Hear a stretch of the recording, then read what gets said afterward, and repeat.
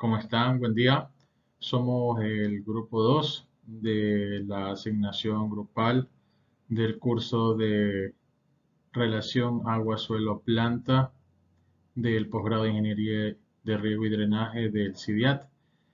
Vamos a hacer la exposición del tema del estudio del agua en la planta y el grupo consta de los siguientes integrantes: Cristian Leiva, Brigitte Míguez, José Perosa, Carlos Robelo y Edwin Zambrano. Muchas gracias. El tema número 1 de la asignación grupal es el agua en la planta. Buenos días, mi nombre es José Antonio Perosa, estudiante de la maestría de Riego y Drenaje del CIDIAC. En este caso, presentamos una asignación correspondiente a la materia Relación Agua-Suelo-Planta, el módulo 1, que contempla la importancia del agua en la planta, las propiedades del agua, el estado hídrico de la planta y la medida del potencial hídrico. Comenzamos inicialmente considerando más que la importancia del agua, la importancia de las plantas para después ver lo importante, lo que es el estudio de las relaciones hídricas en las plantas. Las plantas, desde las más insignificantes de los vegetales hasta el de mayor de los árboles, están siempre presentes a nuestro alrededor. Sin embargo, no pueden ser considerados simplemente como piezas decorativas de un jardín o de un paisaje, sino que deben ser valoradas en su justa medida por su contribución única al desarrollo de la vida en la Tierra y por tanto con una repercusión directa en nuestra propia existencia.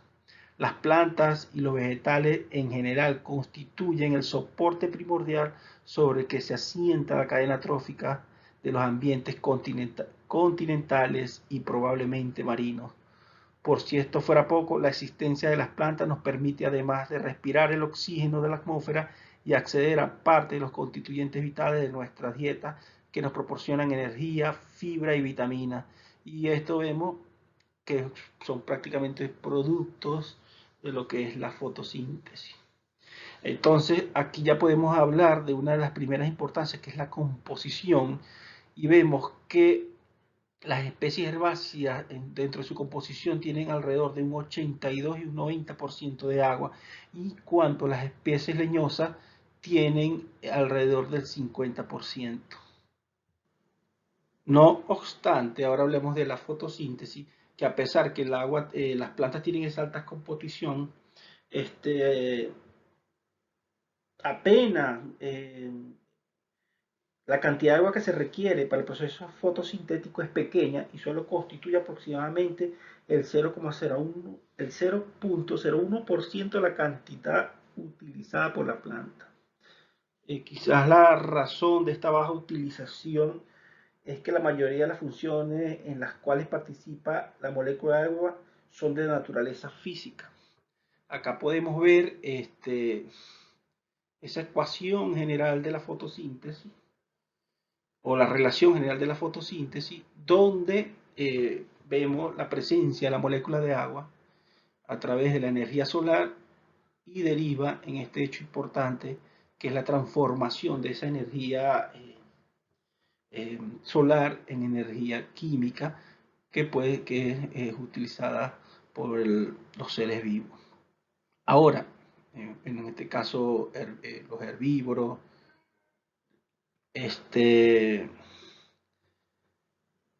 ahora, un resumen de esta relación, vemos que en Robert Hinn, en 1939, vemos cómo esta molécula de agua, a presencia de la luz, se fracciona en oxígeno y protones y electrones. Y vemos que el oxígeno, que luego es liberado y es respirado por nosotros, proviene de la molécula de agua. Y luego este hidrógeno, que también puede ser considerado como un nutriente, viene del agua y él luego va a ser asimilado junto a las otras sustancias o elementos inorgánicos que provienen de los nutrientes, va a ser asimilado en la fotosíntesis conjunto con estos electrones que sirven para reducir la sustancia y generar los carbohidratos. Luego podemos seguir viendo otras importancias que tiene el agua en la planta, y vemos que el agua es un disolvente para muchas sustancias tales como sales inorgánicas, azúcares y aniones, y constituye un medio en el cual tienen lugar todas las reacciones bioquímicas. La molécula de agua se absorbe desde la superficie de las partículas formando capas de hidratación que influyen en las reacciones físicas y químicas. El agua en su forma líquida permite la difusión y el flujo masivo de solutos, y por esta razón es esencial para el transporte y distribución de nutrientes y metabolitos en toda la planta. También es importante el agua en las vacuolas, en cuanto al crecimiento vegetal, la turgencia, en las vacuolas de las células vegetales, ya que ejerce presión sobre el protoplasma y la pared celular, manteniendo así la turgencia en las hojas y raíces y otros órganos de la planta. Con excepción de algunos tipos de semillas, por ejemplo, y algunas pocas especies vegetales, la deshidratación de los tejidos por debajo del nivel crítico se acompaña de cambios irreversibles en la estructura y finalmente la muerte de la planta. Entonces aquí básicamente todo lo importante de estudiar las relaciones hídricas, la fisiología vegetal, es el estudio de las relaciones hídricas y lo importante que representan las plantas para nosotros.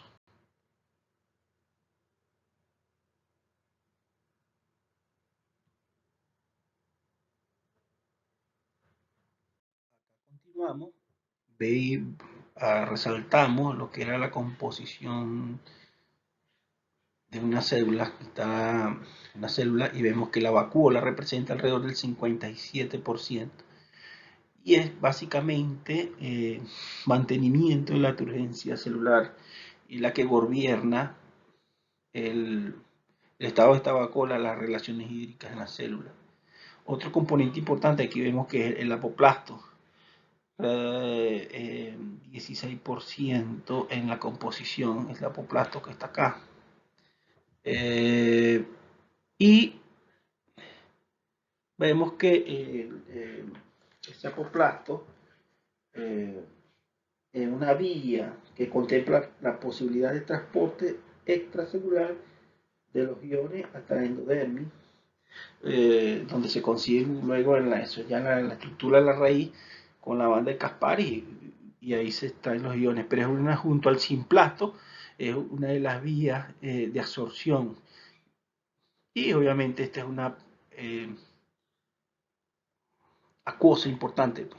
Ahora, acá vemos lo que desde el punto de vista de la importancia del agua en la planta, vemos que si en presencia del déficit hídrico es un factor que influye en la reducción del crecimiento de las plantas. A menudo en días calurosos y soleados se presenta déficit hídrico transitorio al mediodía debido a que temporalmente a la pérdida de agua excede la capacidad de absorción de agua de la planta. Por el contrario, los déficits hídricos permanentes a largo plazo son provocados por una disminución en la disponibilidad de agua del suelo.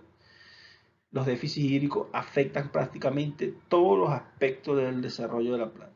Aquí nos hace referencia al apartado 5 de donde fue tomado este texto, que es el libro de Fundamentos de Fisiología Vegetal de Ascombieto. Igual nos señalan aquí la sensibilidad del déficit hídrico de los procesos y parámetros vegetales, donde vemos que el crecimiento celular se desarrolla ya en estos potenciales, se ve afectado. Acá vemos lo que significa la longitud de las líneas horizontales, representan el margen de niveles de estrés en el cual un proceso empieza a verse afectado. Las líneas discontinuas significan deducciones basadas en datos más empíricos. Acá vemos, ¿ves?, que es muy sensible el crecimiento celular. Por ejemplo, influencias positivas, aquí vemos, ¿no?, en la acumulación de ABA, acumulación de prolina, de azúcares, que esto pudiera ser, son un manejo de riego cuando queremos concentrar, reducir, cortar riego, por ejemplo. Vemos la asimilación de CO2 que tiene que ver con ese crecimiento. Tienen un poco más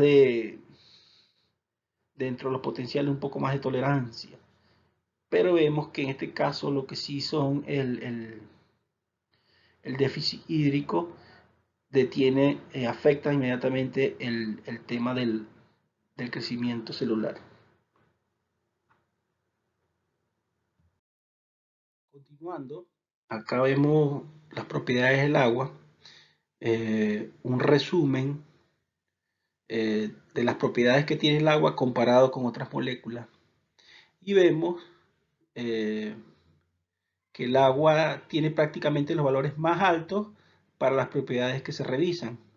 Esto se debe a que la molécula de agua está muy polarizada, como vemos acá en esta imagen. Es decir, que hay una distribución desigual de los electrones en ella. El lado de la molécula donde se encuentra el oxígeno es relativamente rica en electrones, en tanto que del otro lado, por acá, los hidrógenos están relativamente desnudos y forman una zona de carga parcial positiva. Esto se ilustra acá perfectamente en esta figura, donde vemos que la molécula de agua queda parcialmente negativa de este lado y parcialmente positiva de este lado. Una molécula bipolar, esto también, siendo el oxígeno un elemento bastante electronegativo, en los electrones compartidos atrae los electrones que están compartidos con el hidrógeno hacia su núcleo, y eso permite que quede parcialmente negativo de un lado y positivo del otro. Esto es lo que nos hace una de las grandes propiedades del agua, que es, estos están unidos por enlaces covalentes. Y acá vemos otro tipo de enlace que se forma gracias a esas cargas parciales de esta molécula, que le permite reaccionar con moléculas positivas y negativas. Y aquí vemos, por ejemplo, esta imagen ilustrando la cohesión, o sea que puede unirse esta molécula de agua con muchas otras moléculas de agua, y la adhesión, que es la unión de esa molécula con otra superficie. Por eso también hablamos que el agua moja, capaz de crear puentes de hidrógeno con el algodón, en este caso con la planta, los vasos cinemáticos, y en caso de la cohesión, eh,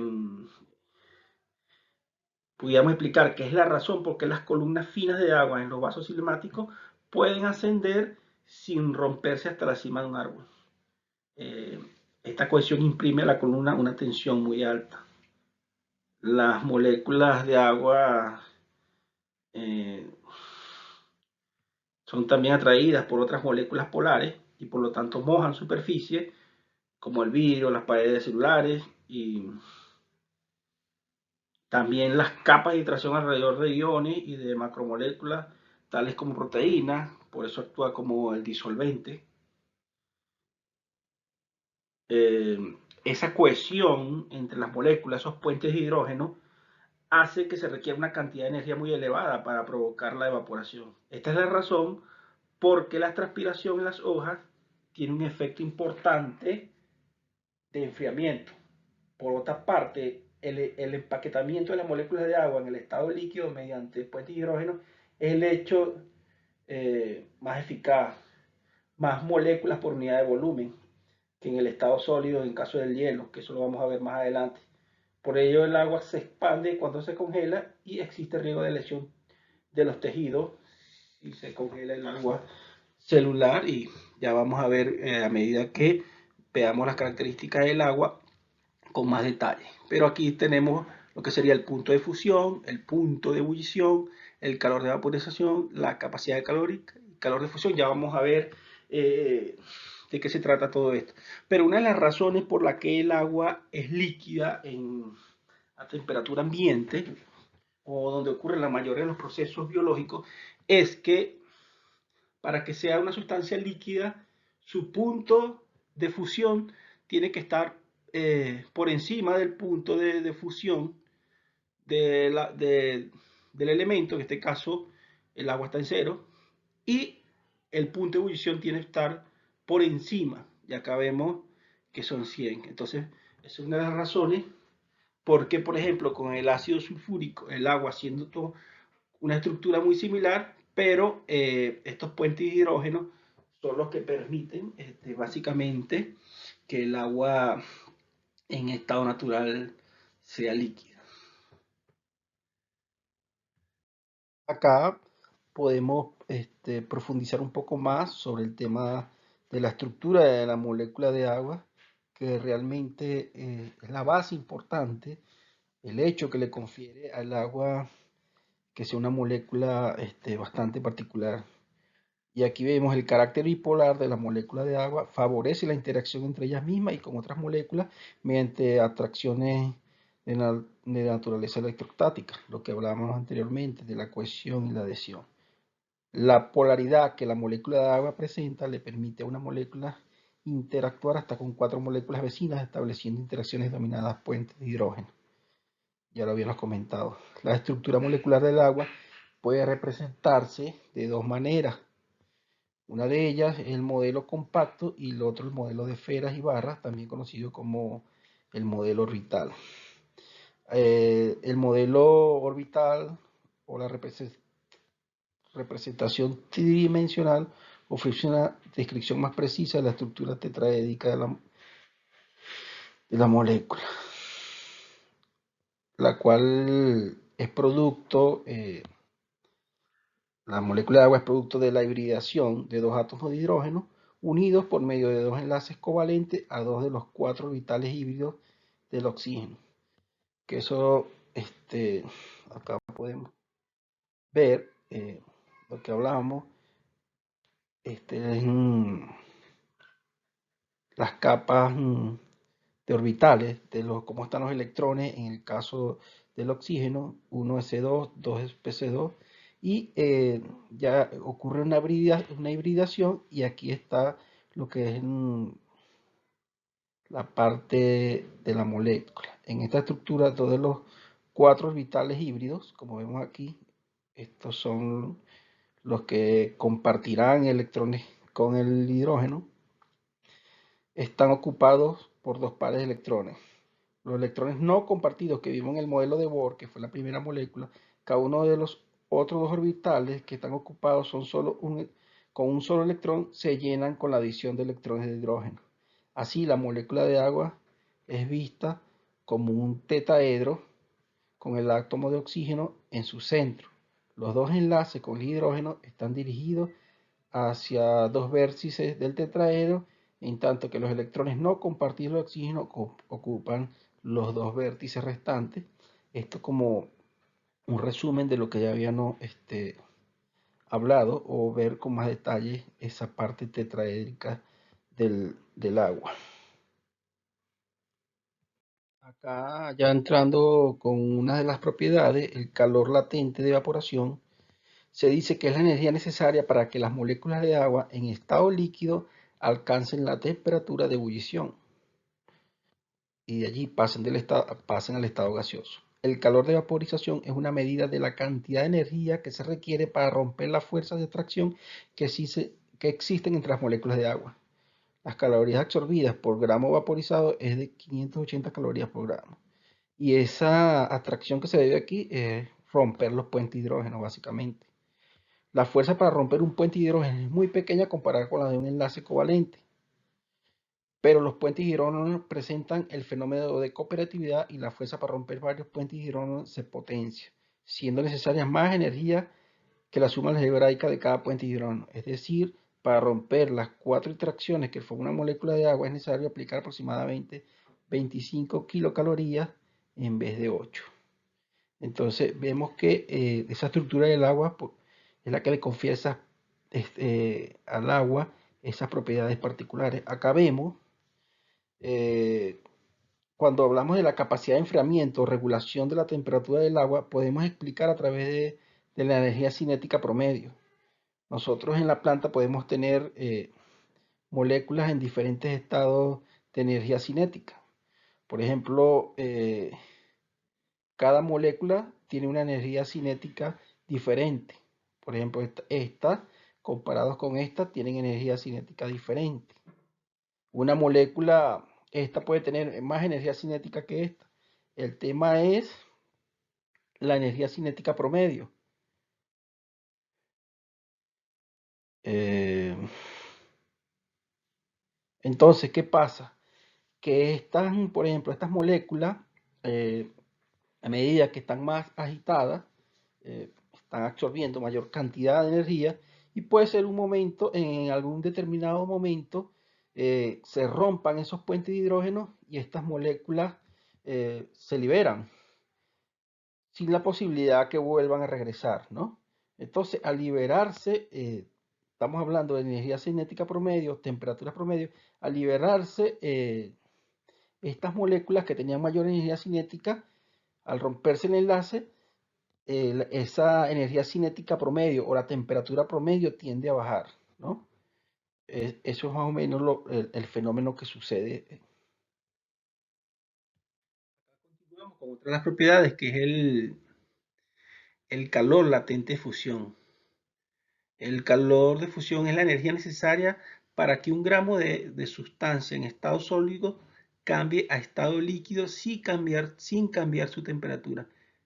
Esta misma cantidad de energía es la que libera cuando la sustancia pasa del estado líquido al estado sólido.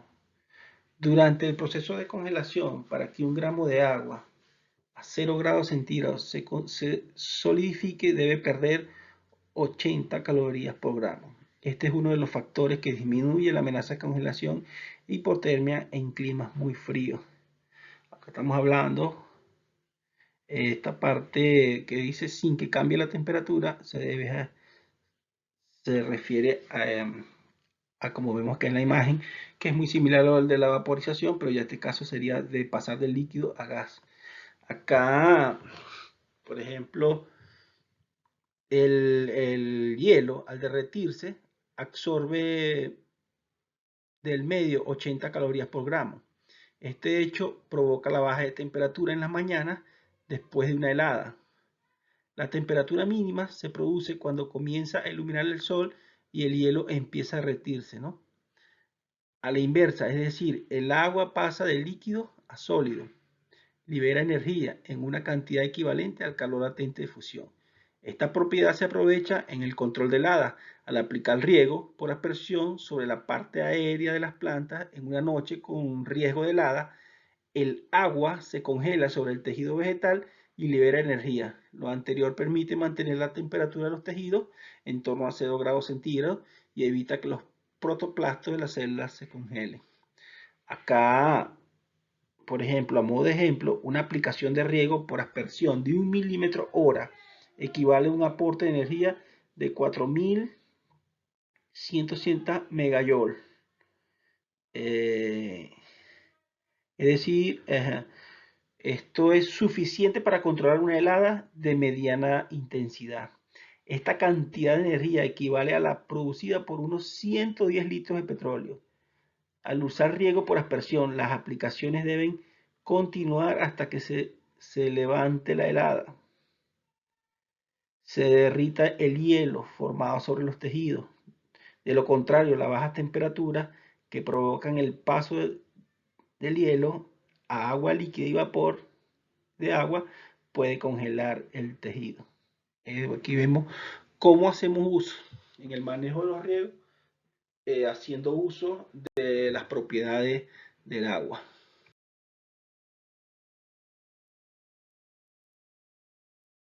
Otra de las propiedades del agua es la densidad. Sabemos que la densidad corresponde al peso de un elemento respecto al volumen que ocupa. Se le asigna al agua una densidad de 1000 kilos por metro cúbico. La densidad del agua no es constante, adquiere su menor volumen y por lo tanto su mayor densidad a los 4 grados centígrados. Por eso el hielo flota sobre el agua líquida. El aumento de volumen del agua al transformarse en hielo bajo los 0 grados también explica, por ejemplo, la explosión de las botellas en el congelador, ¿no? ¿Qué pasa? Que sucede que las moléculas de agua en estado líquido están dispuestas en forma caótica, porque los enlaces de puentes de hidrógeno no son muy fuertes. Pero cerca de los 0 grados centígrados los enlaces de puentes de hidrógeno se estabilizan y las moléculas adoptan una forma hexagonal. O sea, las moléculas de agua están perfectamente ordenadas y separadas unas de otras, a una misma distancia. Esto genera que en el hielo haya menos moléculas de agua en cierto volumen, o lo que es lo mismo, ocupan menos espacio. Y acá es lo que estamos hablando del orden de las moléculas en el estado líquido, a cómo se ordenan cuando disminuye la temperatura. Ya una vez que hemos hablado de los temas de las propiedades del agua, ya podemos entrar en el tema de la cuantificación y terminología del estado hídrico de las plantas, ¿no? Para comprender las relaciones planta-agua es necesario definir y determinar el estado hídrico en la célula, el órgano e incluso en toda la planta. El estado hídrico de las plantas se puede estudiar en términos de contenido hídrico expresado como porcentaje de peso seco, como vemos acá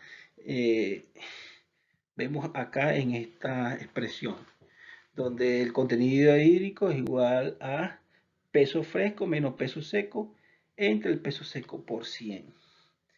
El peso seco de la muestra determinado después de mantenerla en una estufa a 80 grados centígrados durante 24 horas.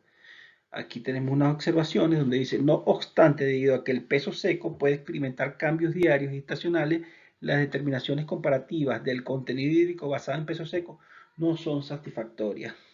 Una forma de eliminar estos problemas consiste en expresar el contenido hídrico sobre la base de contenido hídrico a plena turgencia, es decir, el peso turgente, que pasa a denominarse contenido hídrico relativo, o el parámetro complementario déficit de saturación hídrica. Acá vemos determinar el contenido hídrico relativo requiere, por lo tanto, el conocimiento del estado en plena turgencia de la muestra, es decir, el grado de hidratación máxima de la célula. La gran ventaja de la plena turgencia es que corresponde a un estado hídrico determinado independientemente de la especie vegetal. Entonces tenemos que la capacidad de la molécula de agua para moverse depende básicamente a la diferencia de potenciales hídricos, que es la medida de energía libre del agua en el sistema. Y acá tenemos las ecuaciones básicamente similar a la anterior, a diferencia que estamos trabajando con el peso turgente. Y el contenido relativo y el déficit de saturación hídrica están relacionados de la siguiente manera. Ambos al 100%. Por lo tanto, el contenido hídrico relativo adquiere valores comprendidos entre el siguiente valor, entre 0 y 100. La relación que existe entre el contenido hídrico relativo y el contenido hídrico es, acá vemos esta expresión, que el contenido hídrico relativo es igual al contenido hídrico por la relación del peso seco entre el peso turgente menos el peso seco.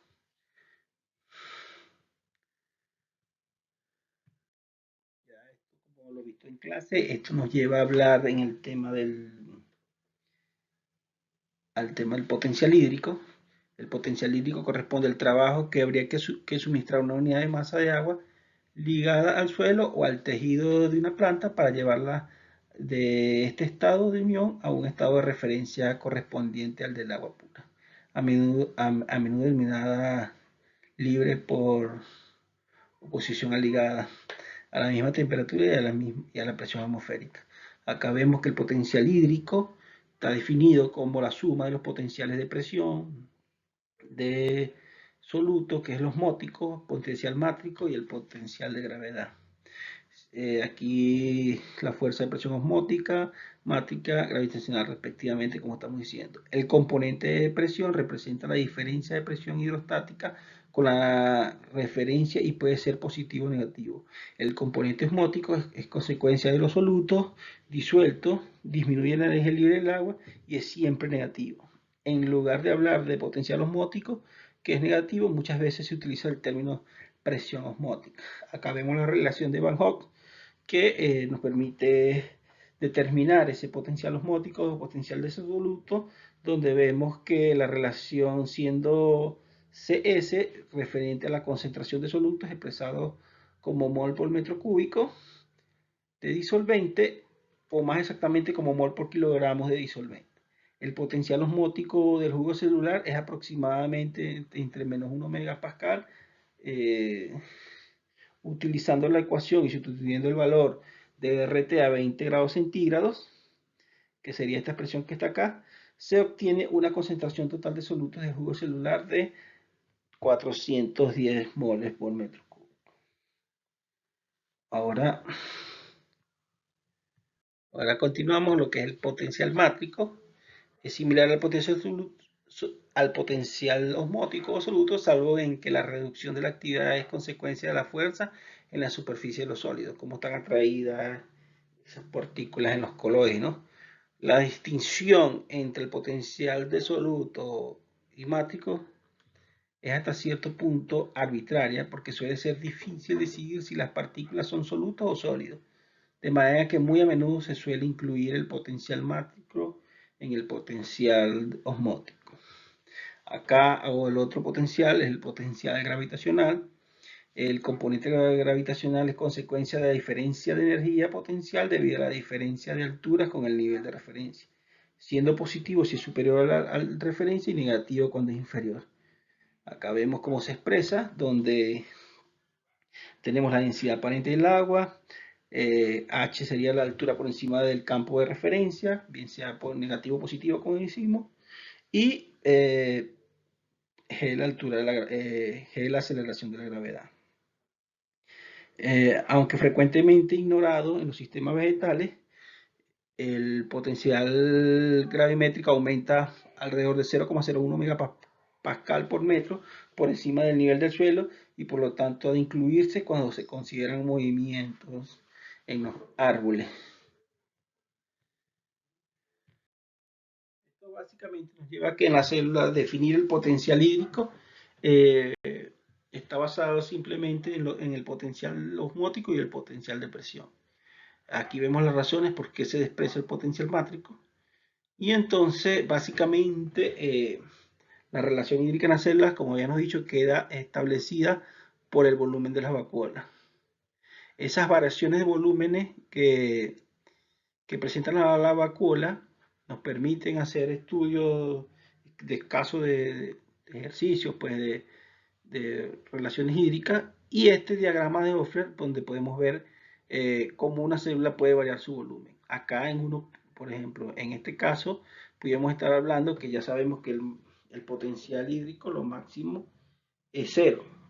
Entonces, acá alcanza ese valor de 0 y quiere decir que si el potencial hídrico es la suma del potencial de presión más el potencial osmótico, quiere decir que para que se haga 0, ambos potenciales tienen que ser iguales, pero con signos diferentes. Entonces, acá el potencial de presión es positivo y el potencial osmótico es negativo.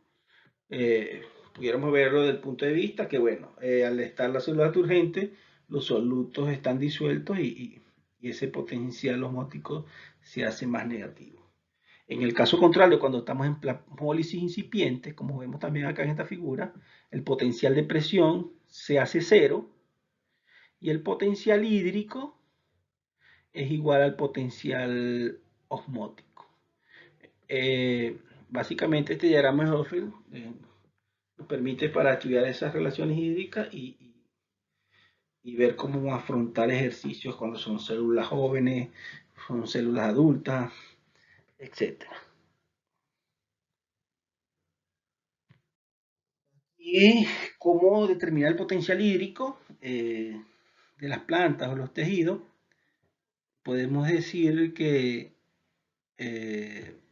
los tres instrumentos más importantes para la medida del potencial hídrico y sus componentes son el ciclómetro de termopares, la cámara de presión y la sonda de presión. Comenzamos con el método del ciclómetro, que vemos acá como está en esta imagen. El ciclómetro de termopares determina la presión de vapor relativa del aire en el equilibrio con la del tejido. Se basa en el principio de que la presión de vapor relativa, esta que está acá, de una solución o muestra de materia vegetal, se ha relacionada con su potencial hídrico según esta ecuación. siendo R la constante de los gases, la temperatura en grados Kelvin, T es la temperatura en grados Kelvin y la presión de vapor de la atmósfera y la de saturación respectivamente. Entonces, determinando estos valores a través de esta ecuación se pudiera obtener lo que es el potencial hídrico. Acá vemos otro el método de equilibrio de presión o cámara de presión es rápido y el más utilizado en el campo, ¿no? Cholander y Cole en 1965 desarrollaron una técnica que mide el potencial hídrico en unidades de presión. El método consiste en aplicar presión sobre una hoja cortada hasta que aparezca el agua en el extremo seleccionado del tallo o el peciolo. Acá vemos cómo se introduce la rama y acá tendríamos que observar esa gota. Ello se interpreta que la presión positiva aplicada a la hoja corresponde a la presión que equilibra la presión negativa o tensión con cual el agua estaba retenida en el interior del tallo antes del corte. Acá podemos ver superficie de corte, como nos dicen, la columna del agua en el xilema antes de la incisión. Acá se rompe la columna de agua después de la incisión y luego columna de agua cuando se ha alcanzado la presión de equilibrio. Quiere decir que es la presión que se está suministrando y ahí tenemos una idea cómo se reduce aquí. Acá tenemos en esta expresión cómo sería el potencial, siendo Pc la presión aplicada en la cámara de presión. Aquí tenemos presión osmótica y la otra variable aquí el potencial matricial del apoplato, que es muy similar al potencial hídrico. De todos modos aquí nos dicen que es ordinariamente menor al 0,05 megapascal. Y la otra elemento sería, bueno, la que anterior ya vamos a ver que nos permite hacer un gráfico. La sonda de presión es el único instrumento que puede medir el estado hídrico de células individuales comparados con los otros métodos. Acá tenemos más o menos en qué consiste esa sonda de presión. La sonda de presión permite determinar los parámetros de relaciones hídricas a nivel celular. La sonda de presión consta de un microcapilar, diámetro de punta de 2 a 7 micrómetros, relleno con aceite de silicona y conectado a una cámara de presión pequeña que contiene un sensor de presión. Acá está el sensor de presión y esta sería la cámara pequeña, ¿no? Ahora, cuando el extremo del microcapilar se introduce en la célula, la turgencia celular, acá vemos cómo se introduce, la turgencia celular hace retroceder el aceite, por presión, ese aceite tiende a retroceder en esa punta, ¿verdad? Vamos a ver el aceite, el aceite hace formando un mecanismo a nivel de interfaz entre el jugo celular y la capa de aceite. El menisco se puede situar en un punto concreto mediante un mecanismo manual o electrónico y así se puede eliminar una determinada cantidad para modificar el volumen. Y la turgencia celular. Los cambios de volumen celular se obtienen a partir del diámetro del capilar y la distancia entre dos posiciones del menisco, mientras que el correspondiente cambio en la presión se registra en el sensor de presión. Cuando se conoce el volumen celular, se puede evaluar el módulo de elasticidad según la ecuación, este para el valor de volumen, y así entrar en alguna otra ecuación determinística. Aquí ves, según la ecuación, un valor de elasticidad significa que para producir un determinado incremento del volumen, la célula debe aplicarse una presión elevada. En otras palabras, cuando mayor sea el valor de la elasticidad, tanto más resistente a la deformación será la pared celular. Normalmente los valores de elasticidad para células vegetales se encuentran entre 1 y 50 megapascales. Valores superiores indican células relativamente inelásticas o tejidos con células pequeñas. Suponiendo un valor nominal de elasticidad de 10 megapascal, una modificación en el volumen de un 1% origina un cambio en la presión de turgencia de 0,1 pascal para una célula típica con una presión de turgencia de 0,3 a 0,5 megapascal. Esto origina un aumento de un 20 a un 30% en el potencial de presión al mismo tiempo. Estas son más que todo, bueno, relaciones en función a los datos obtenidos. Y con la cámara de Cholander, lo que habíamos dicho, pueden obtenerse gráficos de este tipo que nos permiten, a través de ese gráfico, prácticamente obtener también diferentes parámetros o sí, parámetros relacionados a las relaciones hídricas. Estas gráficas se construyen con lecturas se pueden construir con lecturas de esa cámara.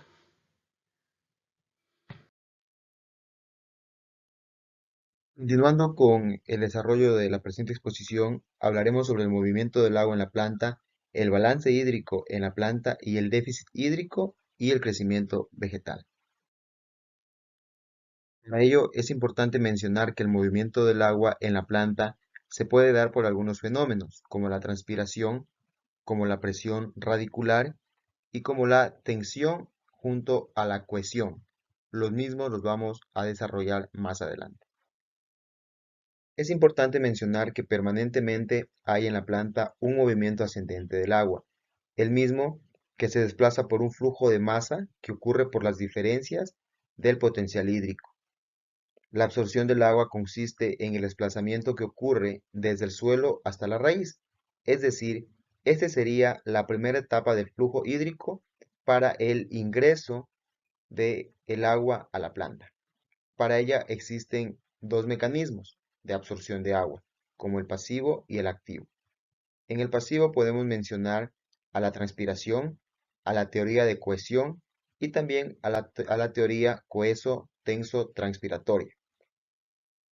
En el activo podemos mencionar al osmótico, al quimiosmótico y a la presión radical. Dentro del mecanismo pasivo podemos mencionar a la teoría de la tensión-cohesión, que es una fuerza motriz conocida como transpiración y que ocurre justamente por la diferencia de presión de vapor entre la hoja y la atmósfera. También la cohesión en el xilema, que ocurre por las columnas de agua porque las columnas de agua en el xilema están sometidas a una tensión.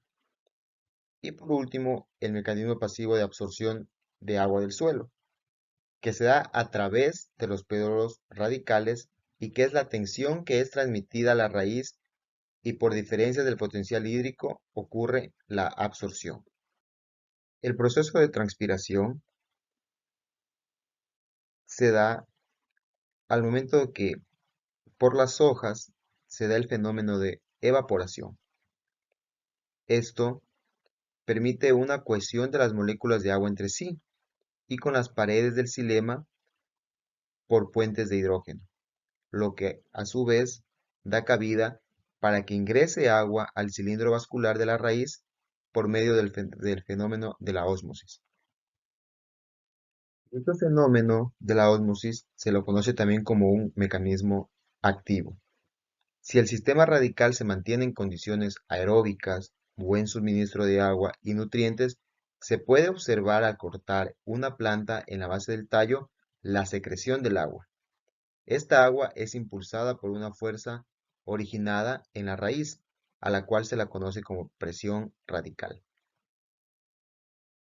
Para demostrar el fenómeno de presión radical, existen algunos experimentos. Por ejemplo, en ese experimento se da la demostración de la presión radical en una raíz cortada conectada a un tubo que contiene agua y mercurio. En la figura A podemos observar cuál es el nivel del mercurio al iniciar dicho experimento, mientras que en la figura B podemos observar el desplazamiento del nivel de mercurio de manera ascendente una vez que la raíz ha absorbido partículas de agua y ha empujado la columna de mercurio de manera ascendente, como se había mencionado anteriormente. Dentro de los mecanismos pasivos y activos tenemos algunas similitudes. Por ejemplo, en ambos se da el transporte de agua líquida en sentido acrópeto a través del xilema. También en ambos existen movimientos del agua que se deben justamente a la diferencia del potencial hídrico que existe en ella. Además, en la gutación, como en la transpiración, implica pérdidas de agua por las hojas, ya sea en forma líquida o vapor. Dentro de la presente matriz encontramos que el mecanismo pasivo transpiración necesita de un gradiente potencial de vapor, mientras que el mecanismo activo presión radical necesita una acumulación de elementos minerales. Las condiciones ambientales, en el caso del mecanismo pasivo, se necesita alta luminosidad y temperatura y baja humedad relativa, mientras que en el mecanismo activo, baja luminosidad y temperatura y una elevada humedad relativa. Los estomas, para el caso del mecanismo de transpiración pasivo, deben estar abiertos y en el mecanismo activo, cerrados. También infiere en la superficie evaporante. En el sistema radical, ambos son indispensables, y en la especie vegetal es importante mencionar que todas presentan el mecanismo activo de transpiración, pero no todas presentan el mecanismo activo presión radical. Dentro de la teoría tenso-coenso-transpiratoria, podemos mencionar que el vapor de agua es exudado desde el vapor de agua del mesófilo, lo cual hace que la tensión ale el agua del apoplasto. Esa tensión genera, a través de los puentes de hidrógeno, una tensión, lo cual conforma una columna de agua de manera ascendente, que se refleja en el xilema de raíz y tallo. La molécula de agua forma una columna cohesiva de raíces a hojas, y el agua se mueve a la estela por ósmosis. La teoría puede explicarse con un modelo físico, para el cual se requiere un recipiente con agua, un tubo capilar lleno de agua colocado verticalmente en el recipiente y una esponja hidratada, tal como se observa en la figura A. Si se le somete a una corriente de aire cálido, se empezará a perder moléculas de agua por evaporación a nivel de los poros de la arcilla porosa o esponja. Esto va a crear una succión de moléculas de agua del capilar que pasará a la esponja gracias a la cohesión, con la que habrá un desplazamiento de moléculas de agua dentro del capilar y desde el recipiente hasta el interior del capilar. Esta teoría propone que la transpiración que se provoca en la hoja crea un gradiente de presión y el agua se mueve en el xilema debido a la tensión que está sometida y a la cohesión con las moléculas de agua gracias a los puentes de hidrógeno. Para hablar del balance hídrico de las plantas, es importante mencionar que la falta de agua es el principal factor limitante de la productividad de las comunidades terrestres. Además que el estrés hídrico afecta a la mitad de las comunidades terrestres, ya sea en bosques abiertos, sabanas, estepas, desiertos, y aún a los sistemas característicos de climas húmedos, como los bosques tropicales lluviosos, los cuales también pueden experimentar moderados o severas faltas de agua.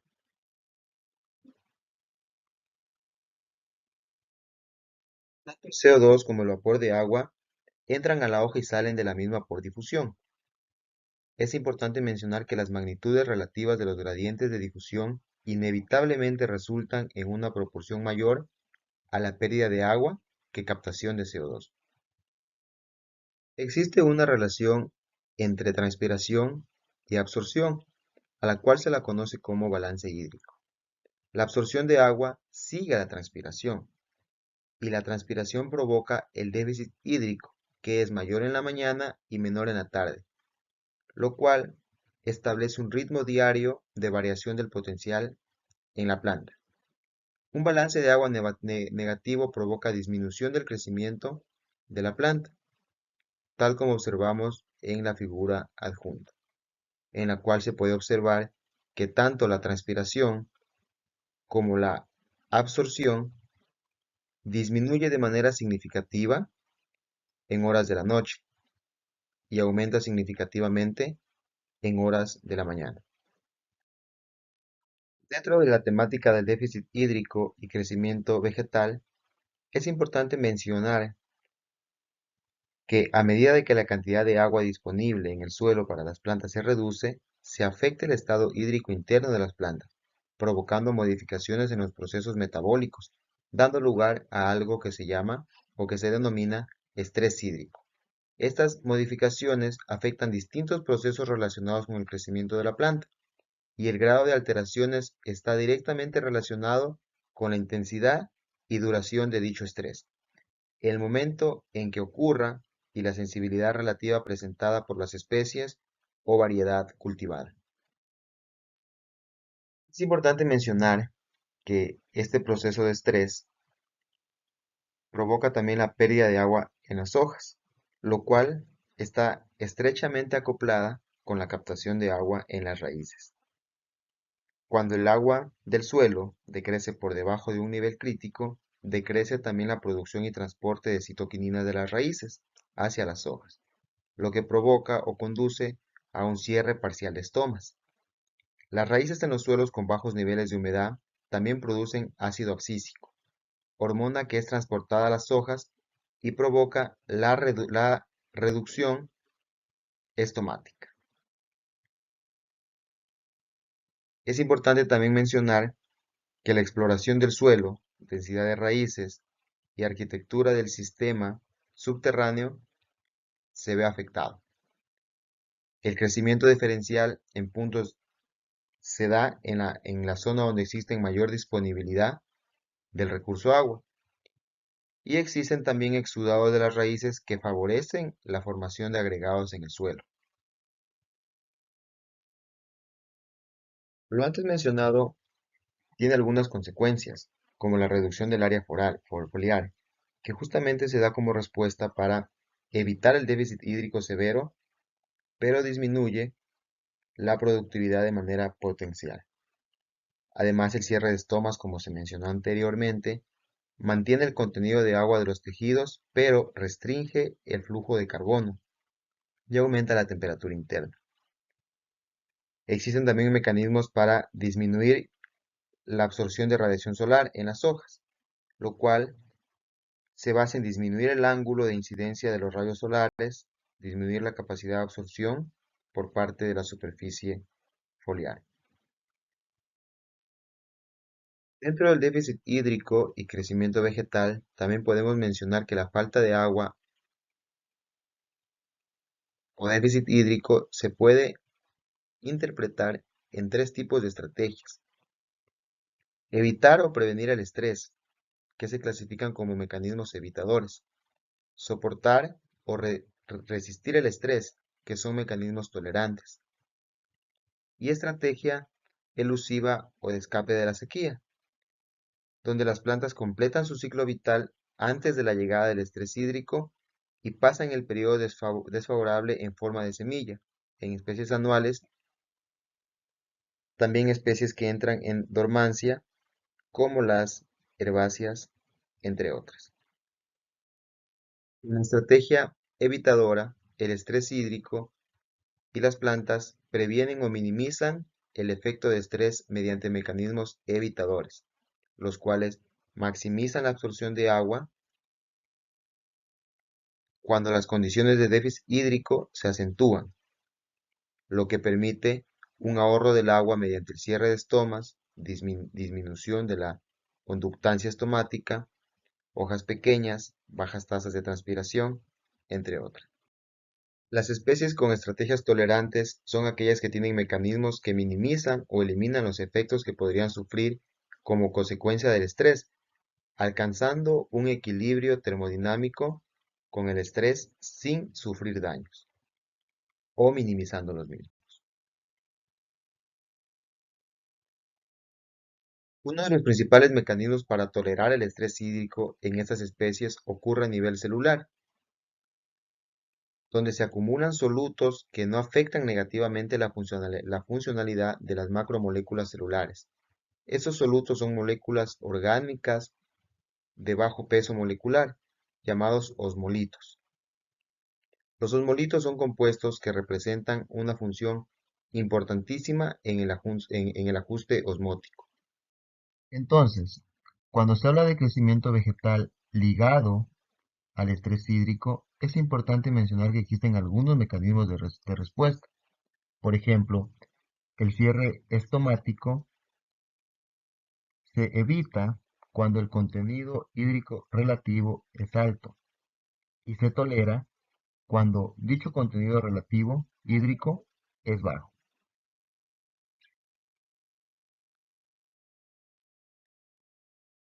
De la misma manera existen también mecanismos de respuesta al estrés hídrico a nivel de anatomía y metabolismo, los cuales pueden ser de la misma manera evitados o tolerados.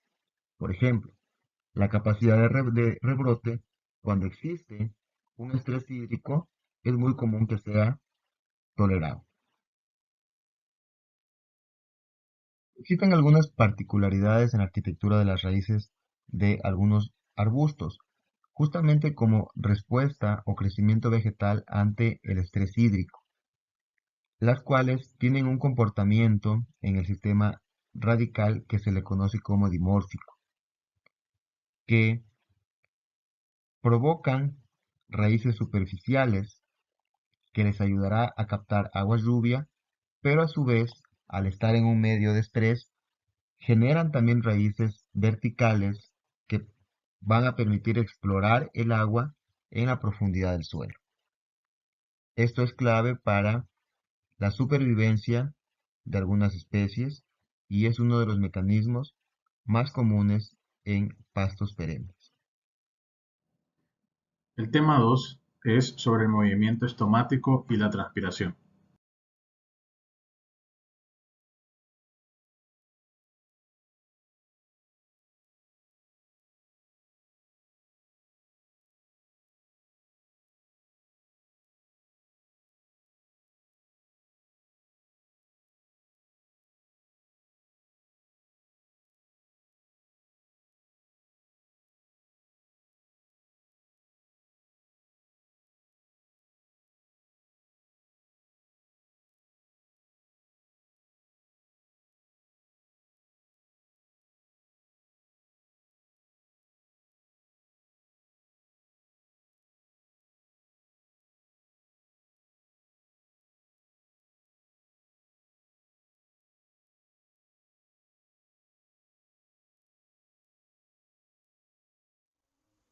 Transpiración es la pérdida de agua en la planta en forma de vapor. Más del 90% del agua se escapa por las hojas mediante los estomas, aunque una pequeña cantidad de agua se puede perder a través de las lenticelas en la corteza del tallo y ramas jóvenes. El proceso de transpiración está muy ligado a la anatomía. Los estomas pueden ocupar hasta un 70% de volumen foliar total. Los sitios de evapotranspiración. La transpiración y el movimiento del agua a través de la planta se presenta incluso en condiciones de humedad elevada cuando el aire está saturado con vapor de agua. A lo largo de la vida de la planta, aproximadamente un 95% de agua absorbida se pierde por transpiración. La consecuencia de la transpiración es evidente en los cultivos, donde se pueden requerir varios centenares de litros de agua para producir 1 kilogramo de materia seca. Con frecuencia, una transpiración excesiva origina reducciones importantes en la productividad, por lo que la transpiración es sin duda un proceso de considerable importancia. El vapor de agua fluye de la hoja a la atmósfera mediante difusión a través de los estomas. Su intensidad depende tanto del suministro de energía para evaporizar el agua como el gradiente de concentración o presión de vapor y la magnitud de las resistencias. La fuerza motriz para el movimiento de agua líquida a través del tejido es la diferencia de potencial hídrico, pero la fuerza motriz para el movimiento de vapor de agua es el gradiente de concentración o presión de vapor, que además de elevado frecuentemente es constante. Funciones de la transpiración. La transpiración es un proceso fundamental para que la savia bruta pueda moverse desde el suelo hasta la hoja y para controlar la temperatura. Enfría las hojas cuando el tiempo es caluroso o la luz es potente. Origina la corriente transpiratoria que transporta rápidamente los nutrientes desde las raíces a las partes aéreas en crecimiento. Factores que afectan la transpiración. La interacción entre factores ambientales y endógenos determina la intensidad transpiratoria. Estos pueden ser radiación, déficit de presión de vapor de aire, temperatura, velocidad del viento, suministro de agua, área foliar, estructura y exposición foliares, resistencia estomática y capacidad de absorción del sistema radical. Medición de la transpiración. El método gravimétrico y el de medida de pérdida de vapor de agua son los más utilizados para cuantificar la transpiración. Este método consiste en determinar el peso que pierde la planta debido a la transpiración. Se puede medir también en campo usando los lisímetros, que consiste en grandes recipientes rellenos de suelos que se apoyan sobre dispositivos de pesada y cuyo conjunto se entierra en el suelo. Para cuantificar la transpiración mediante el estudio de la pérdida de vapor de agua, se encierra una hoja o una rama en una cámara transparente dotada con flujo de aire. La transpiración se estima como la diferencia del contenido hídrico entre el aire que entra y sale de la cámara. Una técnica que probablemente será de gran valor se basa en la determinación de la intensidad transpiratoria a partir de estimaciones de la velocidad del flujo de la savia. ¿Cómo están? Muy buenas tardes. Mi nombre es Carlos Rovelo. El tema que yo voy a exponer es el tema 3, que es sobre nutrición mineral y producción vegetal. Vamos a abordar otros subtemas que van a ir desde el concepto de la esencialidad de los nutrientes, movimiento de los nutrientes en las plantas, factores que afectan el movimiento de los nutrientes en las plantas y el diagnóstico de la deficiencia de los nutrientes en las plantas. Vamos a empezar con el tema 1, que es sobre el concepto de esencialidad de los nutrientes. ¿Qué entendemos por esencialidad de un elemento? Bueno, una planta no puede completar su ciclo de vida en ausencia de este elemento, porque tendría algún tipo de problema. La función del elemento no puede ser reemplazada por otro, o sea, es específico para algún tipo de proceso biológico. Los elementos deben estar directamente envueltos en el metabolismo de la planta, como un componente constituyente, como enzima, y debe ser requerido para un paso metabólico distinto, como una reacción enzimática. Esto es lo que lo hace esencial. Ya vimos anteriormente qué es lo que lo hace esencial a estos nutrientes. Ahora, ¿qué es lo que no lo clasifica como esencial?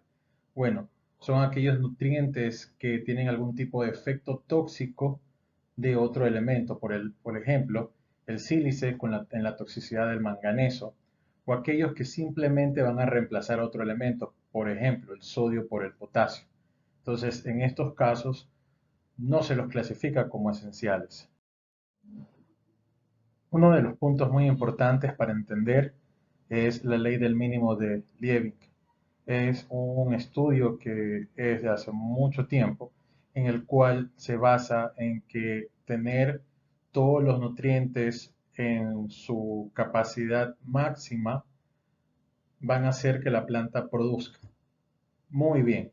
Pero si uno de ellos o dos de ellos están en un estado mínimo o bajo con respecto a los otros nutrientes, esto va a hacer que la producción de la planta también sea baja.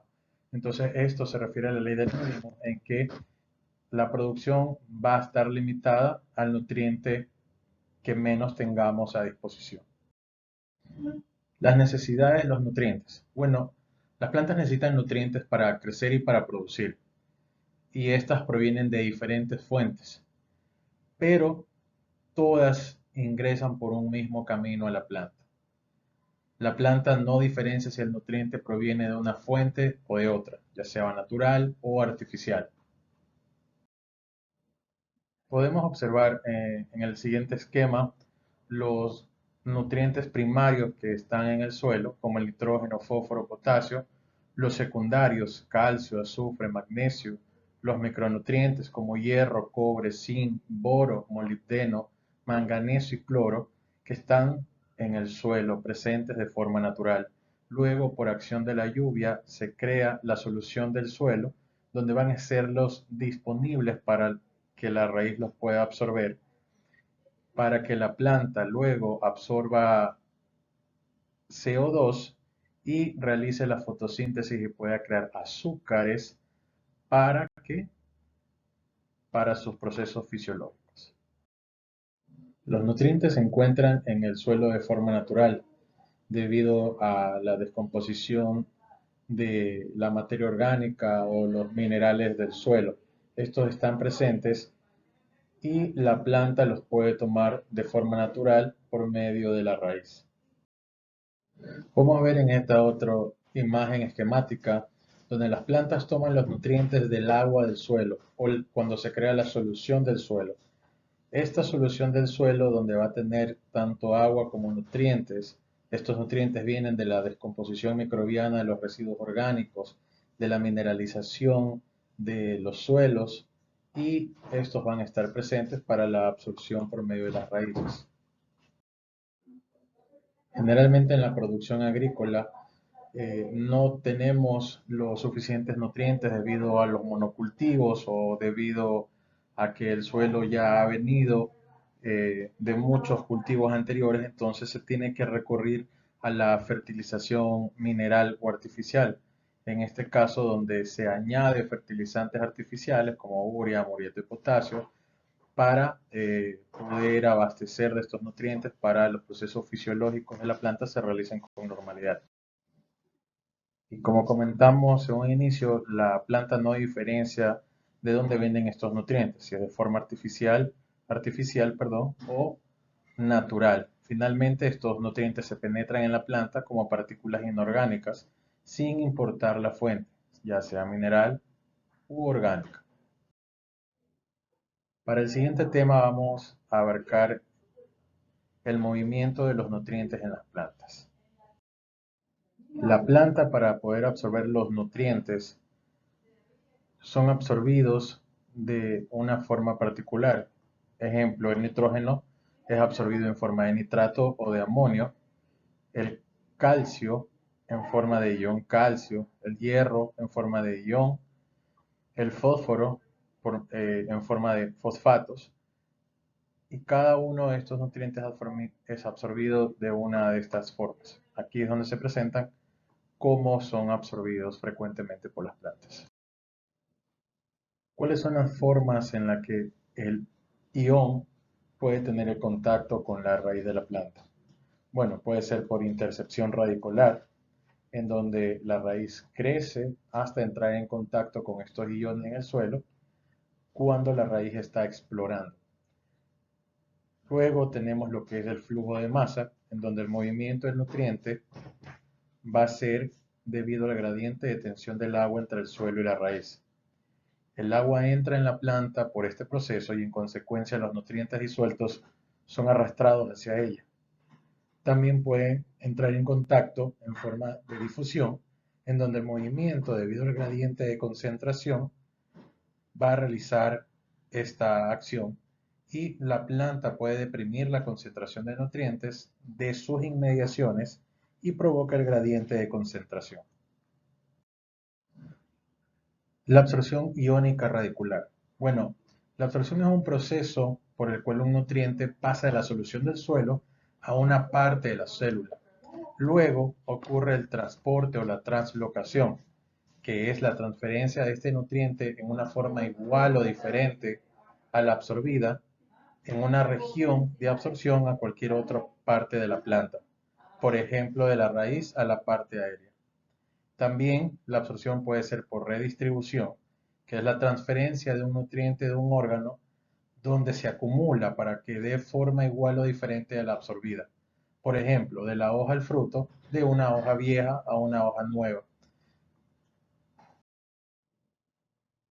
¿Cómo se presentan los mecanismos de absorción de la planta? Bueno, existe la absorción pasiva, en donde un nutriente entra a la célula sin necesidad de gastar ningún tipo de energía por transporte de una zona de mayor concentración a una de menor concentración, o sea, una parte externa hacia la pared celular, de flujo de masa, difusión o intercambio iónico, y un movimiento posterior es limitado por las membranas dentro de la célula, como en el plasmalema y tonoplasto. También tenemos la absorción activa, que no es nada más que el avance de los nutrientes hacia el simplasto. Estos iones atraviesan las membranas interiores, como el plasmalema y el tonoplasto. Para esto, la célula tiene que gastar energía, que es entregada por la respiración. Los iones pasan de una región de menor concentración a otra de mayor concentración, contrario al flujo de masa o de difusión. En esta imagen esquemática podemos observar los iones, que son los puntos verdes, cuando están cerca de la pared celular, luego pasan por este acarreador hacia la membrana, que posteriormente los deja ingresar hacia el citoplasma de la célula. En este nuevo tema vamos a hablar sobre los factores que afectan el movimiento de los nutrientes en las plantas. ¿Cuáles son los factores que afectan la absorción de iones en la planta? Bueno, pueden ser factores externos como la disponibilidad de nutrientes en el suelo, el pH del suelo, la aireación del suelo, la temperatura, la humedad, el propio elemento, cómo está dispuesto en el suelo, la interacción con otros iones y también el tema de los hongos o en este caso las micorrizas. También hay unos factores internos que afectan la absorción de iones, que es el potencial genético de la planta, el estado iónico interno de la planta, el nivel de carbohidratos, la intensidad de transpiración de la planta, que es muy importante, y la morfología de las raíces. En este tema vamos a hablar sobre el diagnóstico de las deficiencias de nutrientes en las plantas. Como podemos observar, la redistribución de los nutrientes y órganos donde la deficiencia aparece primero va a depender del nutriente y si estos son móviles, poco móviles o inmóviles. Y con eso podemos saber en qué sitios son los síntomas visuales más usuales. Por ser, los nutrientes como el nitrógeno, fósforo, potasio y magnesio son móviles. Entonces, estos van a aparecer sus síntomas en las hojas viejas. El azufre, el cobre, hierro, manganeso, zinc y molibdeno son poco móviles. Por ello vamos a encontrar las deficiencias en las hojas nuevas. Y el boro y el calcio son inmóviles, entonces los vamos a ver su deficiencia en hojas nuevas y meristemas. El nitrógeno, cuando tenemos una deficiencia, como es un nutriente móvil, lo vamos a tener en las hojas viejas, como podemos observar. Síntomas de deficiencia del nitrógeno. En general son clorosis de las hojas bajeras o las hojas viejas, debido a que es un nutriente móvil dentro de la planta. Otros síntomas de la deficiencia de este ion nitrógeno es el crecimiento lento, donde se presentan plantas pequeñas, menor macollamiento en cereales de grano y otros tipos de gramíneas, bajo contenido de proteína en pocas hojas, madurez precoz, se limita el potencial del rendimiento y mayor contenido de humedad en el grano de maíz a la cosecha. Aquí en la fotografía podemos observar un ejemplo de una deficiencia de nitrógeno en una plantación de banano. Ahora vamos a hablar sobre la deficiencia del azufre en la planta. Síntomas de deficiencia del azufre. Los síntomas de la deficiencia de azufre son similares a los del nitrógeno. El azufre es inmóvil en la planta, por lo tanto las deficiencias aparecen en las hojas nuevas, al contrario del nitrógeno.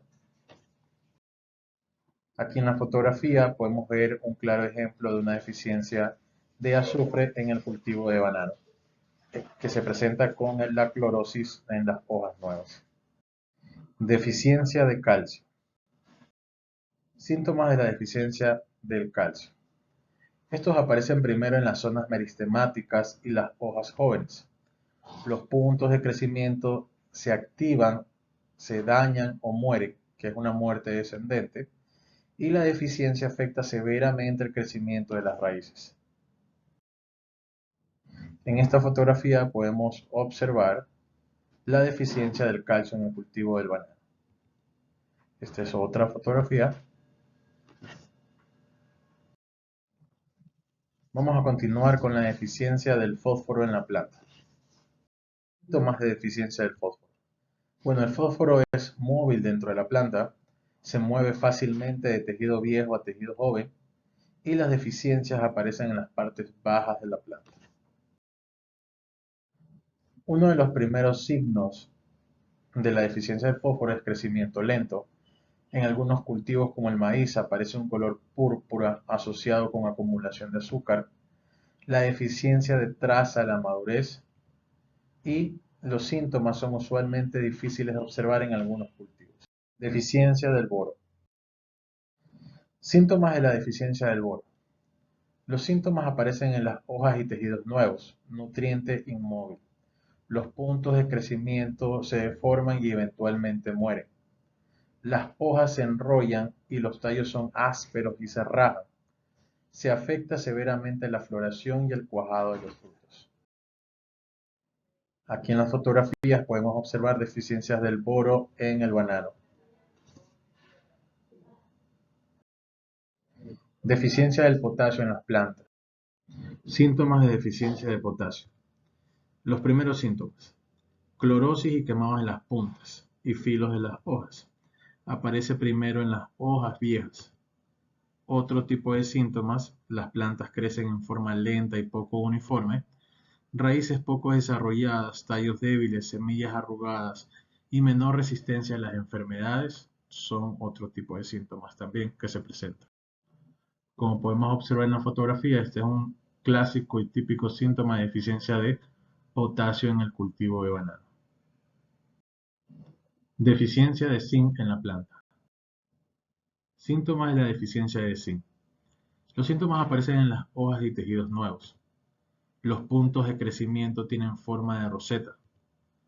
Hojas pequeñas sin elongación de los entrenudos y se afecta severamente la floración. En las fotografías podemos ver la deficiencia de zinc en el cultivo de banano. Deficiencia de magnesio en la planta. Síntomas de deficiencia del magnesio. Los síntomas aparecen en las hojas viejas, debido a que es un nutriente móvil. Las hojas presentan un color amarillo, bronceado o rojizo, mientras que las nervaduras permanecen verdes. En las siguientes fotografías podemos ver cómo se presenta la deficiencia de magnesio en el banano. Deficiencia de hierro en las plantas. Los síntomas de la deficiencia del hierro se caracterizan por una clorosis generalizada en las hojas jóvenes, debido a que es un nutriente inmóvil. Más sin embargo, las nervaduras permanecen verdes.